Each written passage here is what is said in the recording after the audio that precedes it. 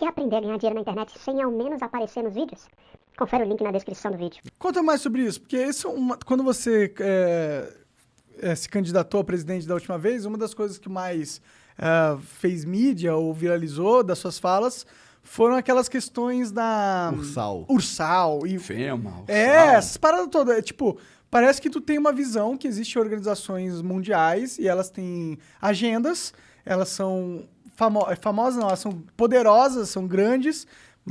Qual é? Quem que é? Quem que são? Olha São só, uma só? São duas? Isso é notório, isso é de saber de muitos hoje. No início brincavam com isso. No início era só teoria da conspiração.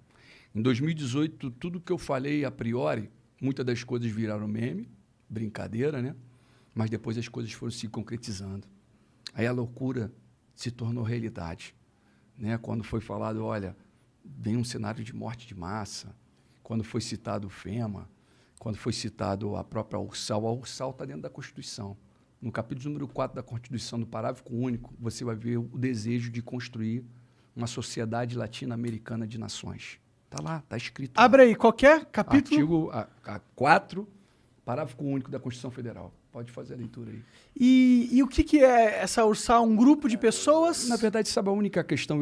Eu vou falar o que é a Ursal, tá? Uhum. A União da República Socialista da América Latina. Tá. Quando nós citamos isso, nós tínhamos conhecimento de um grupo que se reunia para tratar sobre esse assunto. Eu acho que esse assunto sendo tratado abertamente, está ótimo, meu irmão. Tratem desse assunto porque é uma corrente, é o que você acredita. Mas não fique em segredinho, não. Não fique em quatro paredes escondendo do povo. Quando foi tratado também sobre o Foro de São Paulo, falou que não existe e tal, e depois se deparou com vídeos próprios falando de Foro de São Paulo. Para com isso, meu irmão. Não para de ocultar. Se você tem uma solução, se você tem uma corrente, se você quer mostrar algo novo, então expõe esse algo novo. Coloca a transformação para jogo. Mostra aí o que você tem. Assim como foi a questão da FEMA. Se você pega a FEMA, nós estamos falando de uma agenda, uma agência federal de gestão de emergência. Está superior ao presidente dos Estados Unidos. Ele passa o presidente ele passa a Constituição dos Estados Unidos. Quando ele entra em ação, o presidente tem que ficar caladinho, a Constituição, eles rasgam a Constituição e tomam o poder.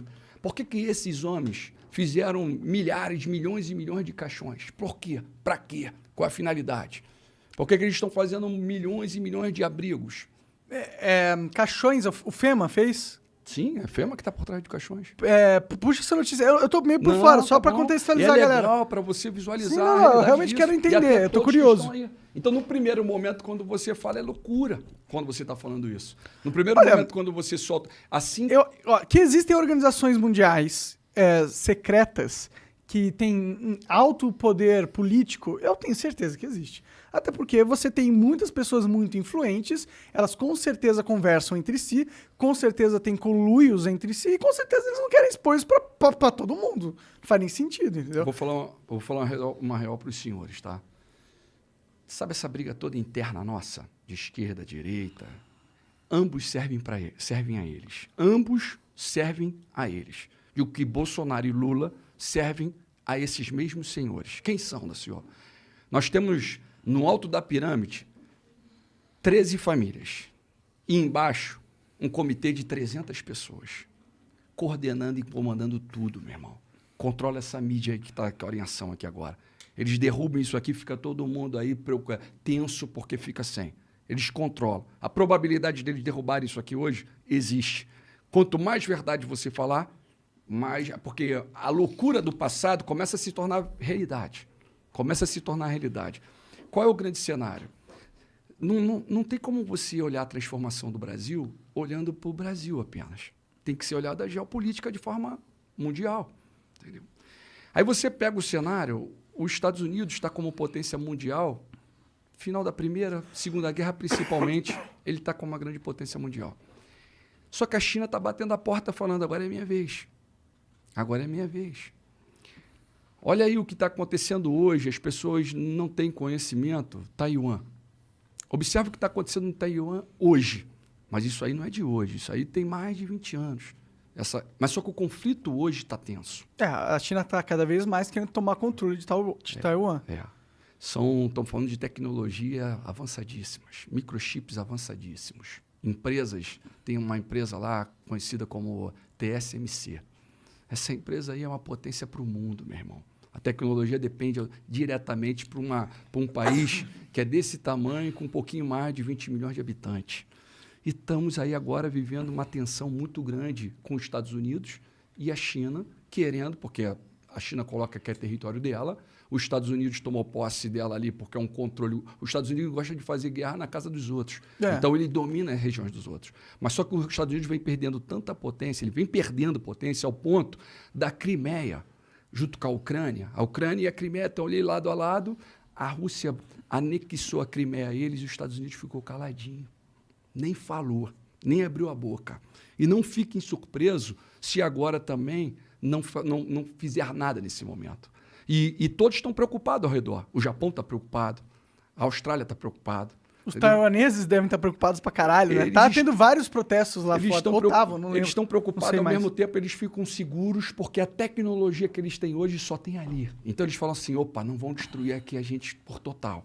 Então ali tem um cenário desse aqui. A preocupação, na verdade, no cenário mundo, como nós estamos falando, nós temos que ficar preocupados com as grandes potências. E quais são as grandes potências? Quais são as grandes potências do mundo e por que elas são as grandes potências? São países que você vai falar, pô, Paquistão é grande potência, Daciolo? Paquistão é grande potência. Ele tem bomba atômica, né? Coreia do Norte, Israel meu irmão. A China, a Rússia, a França, o Reino Unido e os Estados Unidos. São 9 países que têm bomba atômica, que o Dr. Enéas falava e o pessoal brincava com ele. Entendeu? Esses países mandam. E é interessante dizer que a tensão está muito grande, meu irmão. Existe uma tensão muito grande e uma vez que a China toma Taiwan, automaticamente a China é a próxima potência mundial. Se isso passar em branco, ela é a próxima potência mundial. Só que a preocupação mundo não está aí. A preocupação muito vai além, meu irmão. Porque não parece não, meu irmão, mas o que acontece ali em Israel tem repercussão no mundo. Israel é um ponto... Não, parece sim. Não, as pessoas, muitos não sabem, né? Muitos não têm conhecimento. Mas Israel é o ponto, meu irmão. Você vê aí o Azerbaijão e a Armênia, são 2 países que estão ali, que o Irã, porque o Irã está enriquecendo o urânio. A maior preocupação de Israel é isso. E Israel está preocupado, e isso é uma guerra iminente, até antecipa a de Taiwan. Essa que é a realidade, as pessoas não têm conhecimento disso. Por quê? Porque o Israel agora tem facilidade de chegar até bombardear o Irã agora antes deles terem a bomba atômica. Isso é uma guerra muito antiga. Isso não é de hoje, meu irmão. E eles têm medo, porque o Paquistão ele é inimigo mortal de Israel, né? E eles têm um governo bastante religioso. Tem os 3 irmãos ali, né, cara? Mas isso teria repercussão global muito grande também, né? Sim, mas é a mudança. Tu tá vendo o Estado Islâmico ganhando força. O Afeganistão, olha como é que os Estados Unidos saiu do Afeganistão. Olha como é que eles foram ridicularizados. Esses 20 anos que eles ficaram ali, e aí, meu irmãozão? Olha o que aconteceu. Olha como é que foi. Entendeu? Saíram de um jeito meio atabalhoado. Aí você falou, a Turquia está junto ali, está do lado, junto com o Paquistão. A Turquia e o Paquistão são amigas. Mas só que aí dentro desse cenário todo tem escrito bíblico aqui. Daciolo, tu fala isso com qual autoridade? Falando em quê? Baseado em quê? Existe uma guerra iminente que é Gog e Magog. Isso aí é o Estado. O Magog foi o filho de Jafé, que é da linhagem de Noé. Entendeu? E... na verdade, meu irmãozão, é justamente todos os povos, esse povo é representado hoje com os nomes diferentes, que é a Rússia, que é a Turquia, que é o Irã, o Iraque. E ali coloca-se que esses povos vão lutar contra Israel. E você vê que Israel é um país tão da presença da glória, tão escolhido de Deus, que em vários momentos da história... Você vê que a ONU ela é de 1947. Em 1948, a ONU, com Oswaldo Aranha, ela vai e coloca Israel de volta como uma nação. Correto? Em 2018, fizeram 70 anos disso. Israel vira uma nação. Em 1948, quando essa Assembleia da ONU verbaliza isso, Israel foi atacado por 5 países. Ali ele foi atacado automaticamente pela Líbia, pelo Egito, pela Jordânia, pelo Iraque e pelo Líbano. Os 5 lutaram contra Israel. Quem venceu essa batalha? Batalha de 1 ano. O povinho assim, ó, voltando para a terra. Quem venceu? Israel. Não bastante, em 67 acontece de novo. Só que agora em 67 vieram 3 para cima deles. O Egito, a Jordânia e a Síria. Meu irmão, foi a Guerra dos 6 Dias. De forma sobrenatural, Israel vence aquela batalha. Eles tinham ajuda dos Estados Unidos e o Não, caralho? tinha ajuda do Senhor dos Exércitos, do Criador. Mas do eles não tinham sobrenatural. apoio do... Não, Entendi. a ajuda deles ali era do Senhor dos Exércitos, daquele que eu luto. É com ele que eu peito esses caras.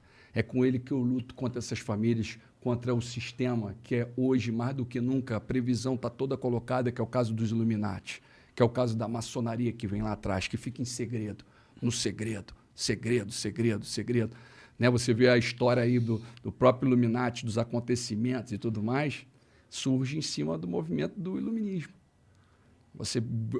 Sai o absolutismo e a igreja, o rei, a igreja, o sacerdote, o nobre, a burguesia e os servos pagando imposto e o rei, a nobreza não pagavam nada, meu irmão.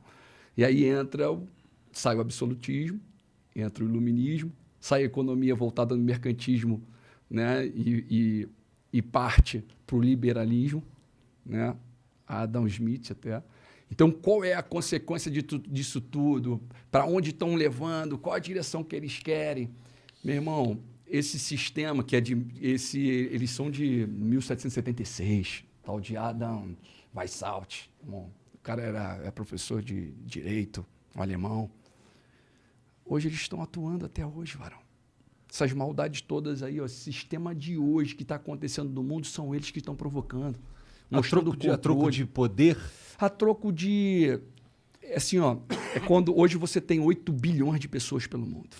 É uma quantidade muito grande, 8 bilhões para eles. Eles começam a perder controle. Então chega um momento que eles trazem guerra, trazem caos e matam uma massa. Só que agora a preocupação justamente que agora as guerras atuais que estão próximas e com probabilidade de acontecer, nós estamos falando com bomba atômica. Que é muito pior. Mas essa guerra acaba com o mundo, né? Em teoria, se acontecer, né? Porque... Na verdade, se você entra na internet aí, vai ver quantos banners, quantos abrigos subterrâneos estão sendo colocados de autoridade, de pessoas do poder. Existe livro de crônica. A crônica, ela conta a história passada. Nós sabemos a história até os nossos avós. Nós não sabemos mais. Nós paramos ali. Os caras sabem a história de 1000 anos atrás. Eles sabem o que aconteceu hoje há 1000 anos atrás. Essas famílias que controlam esse sistema.